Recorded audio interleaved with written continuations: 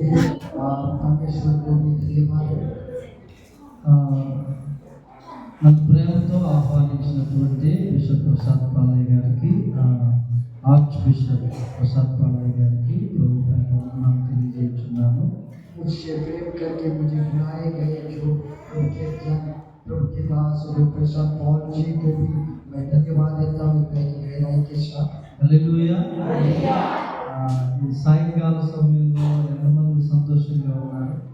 इस शाम के समय में कितने लोग उत्साह के साथ हैं, खुशी के साथ हैं?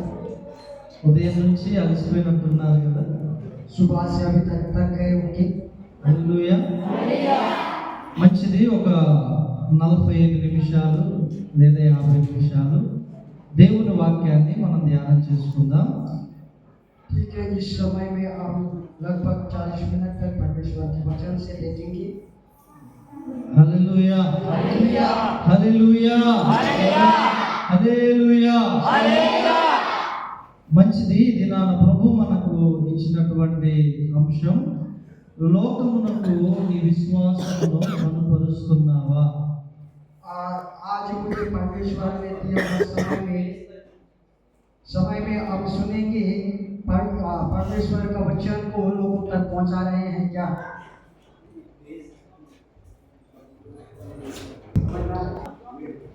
Praise the Lord. హల్లెలూయా. వచ్చేసి లోకమునకు నీ విశ్వాసమును కనపరుస్తున్నావా?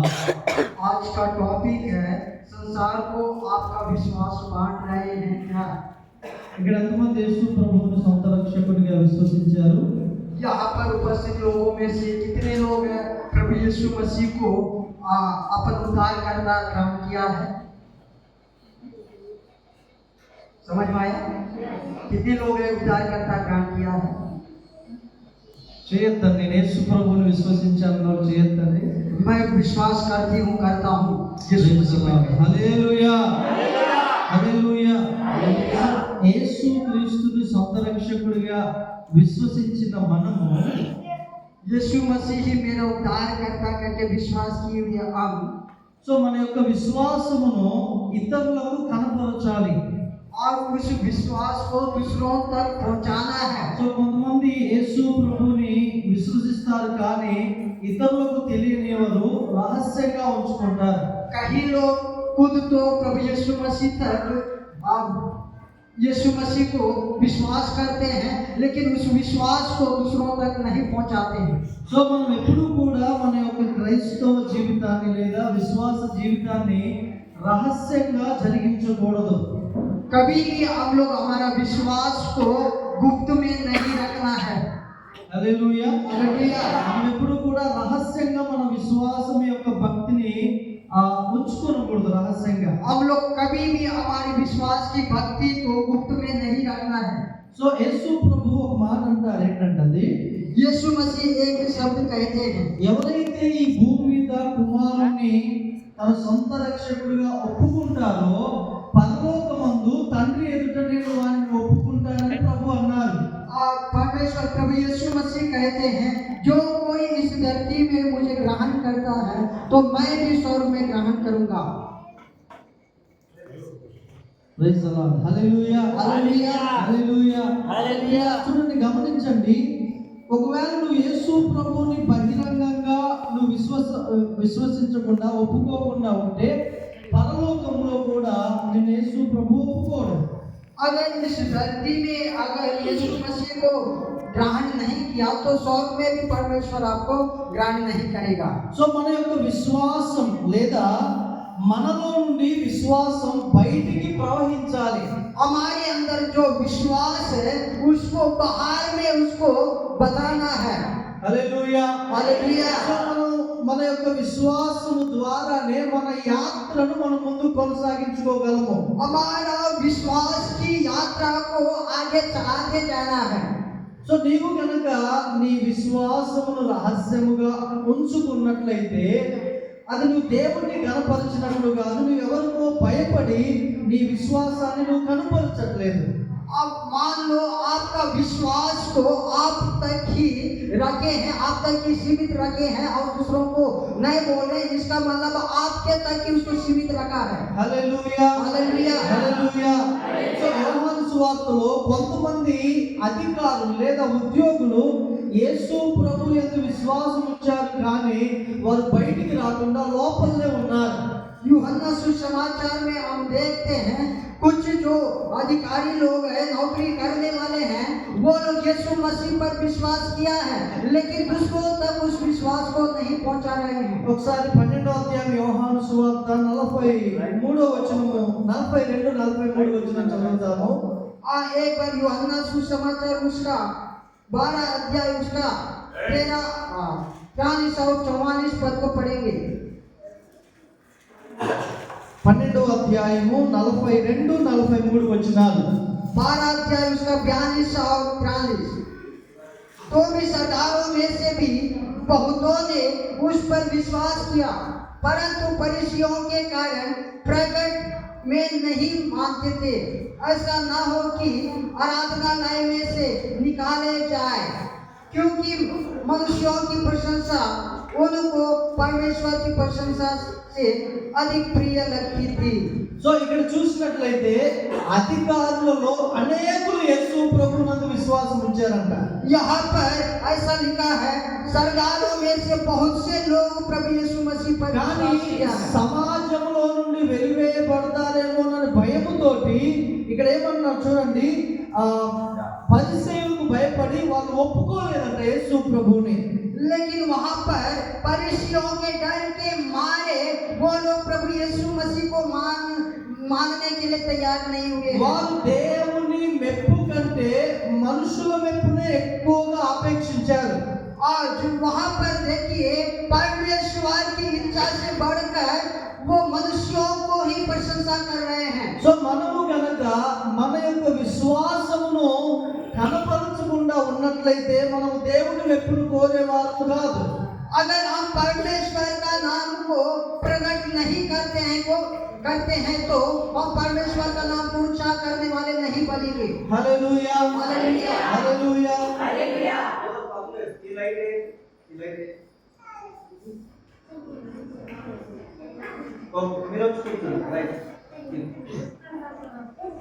చేతులెత్తి ఒకసారి దేవుని స్తోత్రం చెబుదాం. सभी लोग अपने हाथों को उठाकर धन्यवाद देंगे। హల్లెలూయా. हालेलुया। ఆ మాటలు అర్థమవుతున్నాయి మీకు? मेरी बातें समझ में आ रही है? మనము అంత్య దినాల్లో నివసిస్తున్నాము. हम लोग अंतिम दिनों में रह रहे हैं। ఇంకా ఎక్కువ సంవత్సరాలు ఉన్నామేమో, ఈ లోకంలో ఎక్కువ సంవత్సరాలు జీవిస్తాం అనుకోవడానికి లేదు. हम और अधिक साल जिएंगे करके ऐसा कहने के लिए कुछ भी नहीं है। సో యేసు ప్రభు 24వ అధ్యాయంలో మత్తయి సువార్తలో చెప్పినట్లుగా దేవుని యొక్క రాకడకు సూచనలు చాలా వేగవంతంగా కనబడుతున్నాయి. जिस प्रकार प्रभु यीशु मसीह मत्ती रचित सुसमाचार 24 अध्याय में बताया है, परमेश्वर के जितने भी सूचनाएं थी, भविष्यवाणियां थी, वो पूरा हुआ है। సో ఈ యొక్క అంత్య దినాల్లో యేసు ప్రభువుని సొంత రక్షకుడిగా అంగీకరించిన మీరు మీ యొక్క విశ్వాసాన్ని లోకానికి కనపరచాలి. इन अंतिम दिनों में आप जो प्रभु यीशु मसीह को उद्धारकर्ता ग्रहण किया है, उसको दूसरों तक पहुंचाना है। ఒకవేళ నువ్వు యేసు ప్రభువుని నమ్ముకున్నావని నీ స్నేహితులకు తెలిస్తే వాళ్ళు నిన్ను ఎగతాళి చేయొచ్చు. हो सकता है आप प्रभु यीशु मसीह को ग्रहण करने के कारण आपके दोस्त फ्रेंड लोग सुनेंगे तो आपको मजाक कर सकते हैं। ఒకవేళ నువ్వు యేసు ప్రభువుని నమ్ముకున్నావని చెప్పి నీ బంధువులే నిన్ను వెలివేయవచ్చు. हो सकता है आपके परिवार के लोग भी मसीह को ग्रहण किया करके निकाल सकते हैं।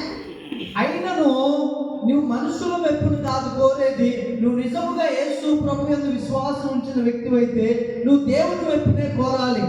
तो भी आप मनुष्यों से ना डरकर प्रभु की इच्छा को ही पूरा करना है। హల్లెలూయా. हालेलुया। నేను యేసు ప్రభువుని నమ్ముకున్న తొలి దినాల్లో, అంటే నాకు 11 సంవత్సరాలు వయసు ఉన్నటువంటి దినాల్లో मैं जब 11 साल की उम्र में था, तब मैंने यीशु मसीह को ग्रहण किया। उन दिनों में అప్పుడు మా కుటుంబంలో ఎవరు యేసు ప్రభువుని రక్షకుడిగా అంగీకరించలా. तब मेरे परिवार में कोई भी प्रभु यीशु मसीह को उद्धारकर्ता करके ग्रहण नहीं किए थे। నేను ఒక్కనే యేసు ప్రభుని సొంత రక్షకుడిగా విశ్వసించాను.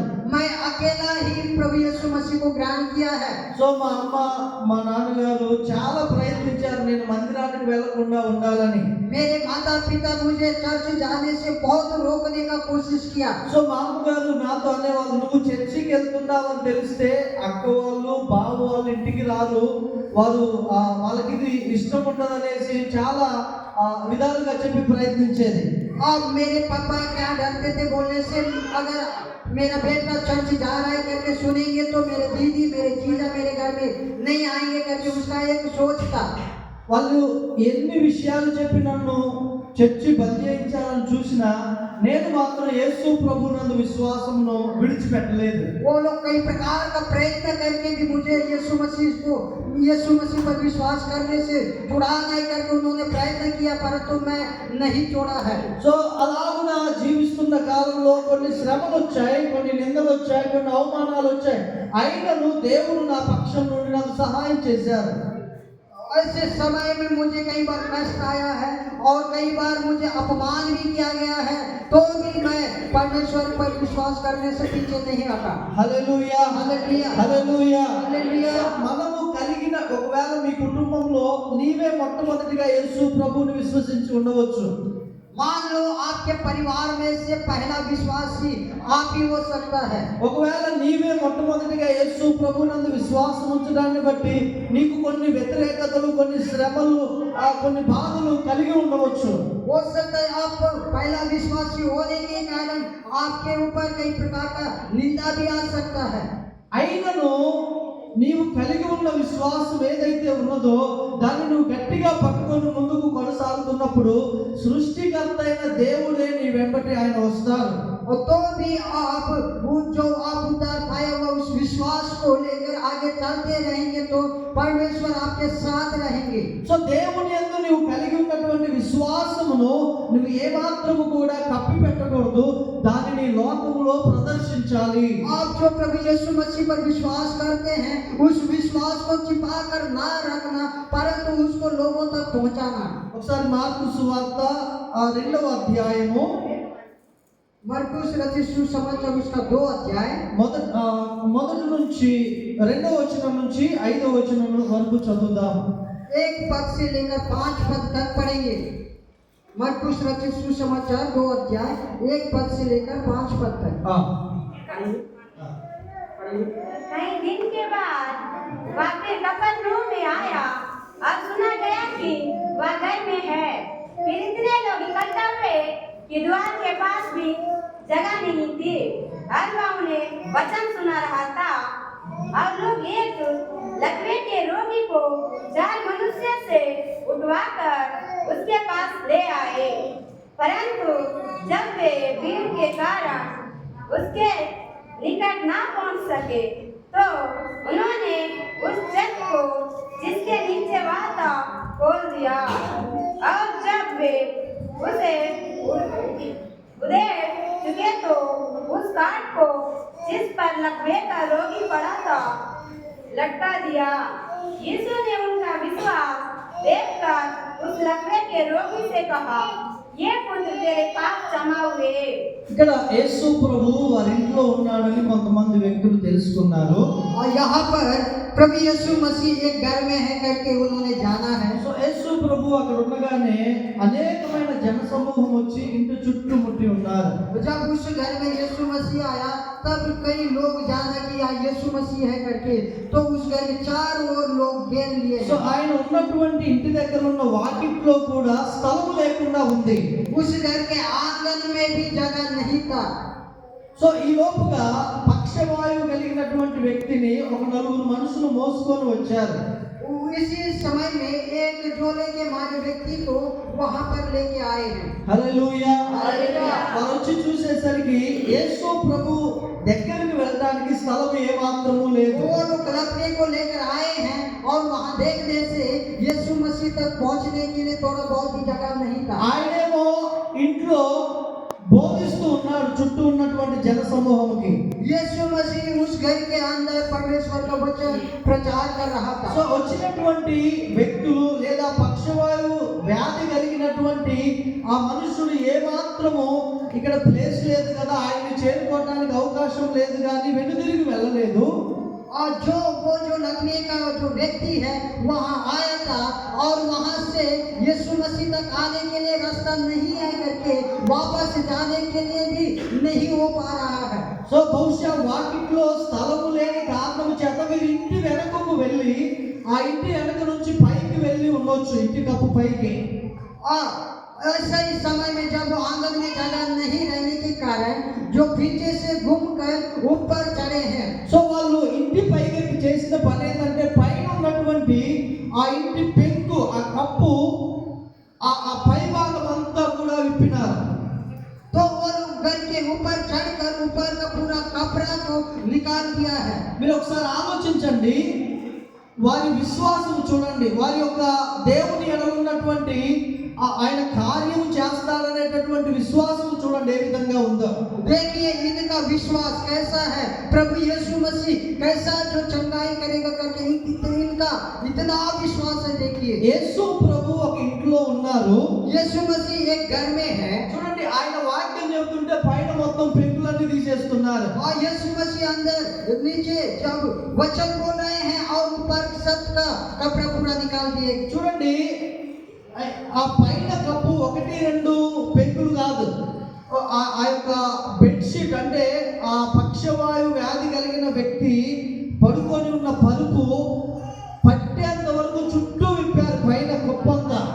देखिए सबके ऊपर का कपड़ा एक दो कपड़ा नहीं निकाला, परंतु वो जो लकवे के मारे जिस काट में लेटा है वो काट घुसने लायक का छेदा बनाया है। చూడండి యేసు ప్రభు బోధిస్తున్నాడు, ఆ ఇంటి పైకప్పు తీశారు, ఆ ఇంటి వాళ్ళు ఎంత కోపపడి ఉంటారు చూడండి, ఆలోచించండి. देखिए उस घर के अंदर यीशु मसीह प्रचार कर रहा है, ऐसा इस समय में घर जो सत्य का पूरा कपड़ा निकाल दिया है, ऐसे समय में उस घर का मालिक को कितना गुस्सा आ सकता है। బహుశా ఆ ఇంటి వాళ్ళు బాధపడుండొచ్చు, మా ఇల్లు మొత్తం నాశనం చేసేసారా బాబు, ఆ పై కప్పంతా తీశారు, మేము ఎలా ఇప్పుడు అనేసి బాధపడి ఉండవచ్చు.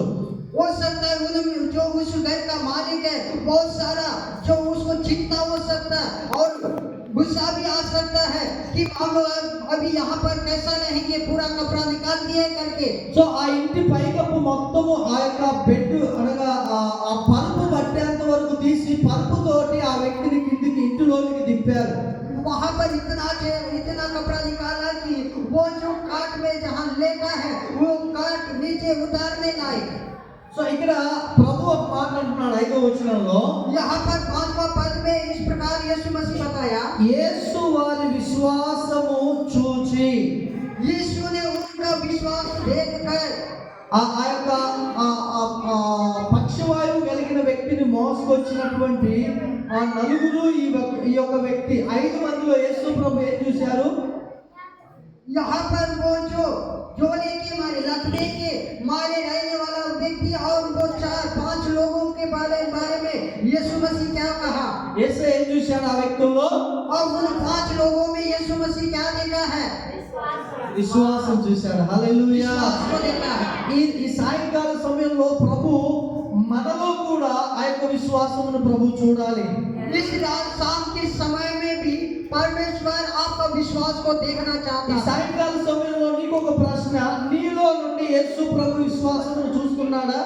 और आज शाम के समय में आपसे एक प्रश्न है, क्या आपकी विश्वास को यीशु मसीह देख रहा है? చూస్తున్నాడా యేసు ప్రభు మీలో ఆ యొక్క విశ్వాసాన్ని? उसका विश्वास को प्रभु यीशु मसीह आप में देख रहा है क्या? మీటింగ్ రావాలంటే అబ్బో ఎండ మేము రామంటాం. अब मीटिंग में नहीं आएंगे क्योंकि बहुत सारा गर्मी है। మనలో ఒక విశ్వాసం ఉండాలి, నేను దేవుని దగ్గరికి వెళ్ళి ఏదో ఒకటి పొందుకోవాలని. हमारे अंदर एक विश्वास होना है कि मैं प्रभु के पास जाकर कुछ तो प्राप्त करना है। హల్లెలూయా. हालेलुया। మనలో విశ్వాసమును ప్రభు చూసేవాడిగా ఉండాలి. हमारे विश्वास को यीशु मसीह देखने जैसा होना है। అలాగే యేసు ప్రభు ఒక ప్రాంతం వెళ్ళాడు, కొలచీన అనే ప్రాంతం వెళ్ళాడు. यीशु मसीह एक जगह में एक प्रांत में चले जाते हैं। ఓ బెత్సయిదా అనేటటువంటి ఒక ప్రాంతం వెళ్ళాడు. एक बेतसदा नामक एक प्रांत में गया। ఆ ప్రాంతంలో ఆ పట్టణంలో ఉన్న ప్రజల్లో యేసు ప్రభు ఒక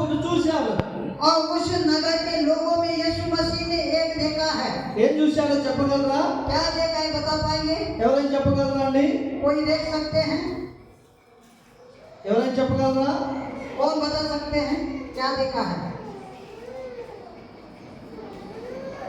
చెప్తారా ఎవరైనా? कोई बताएंगे? बताइए।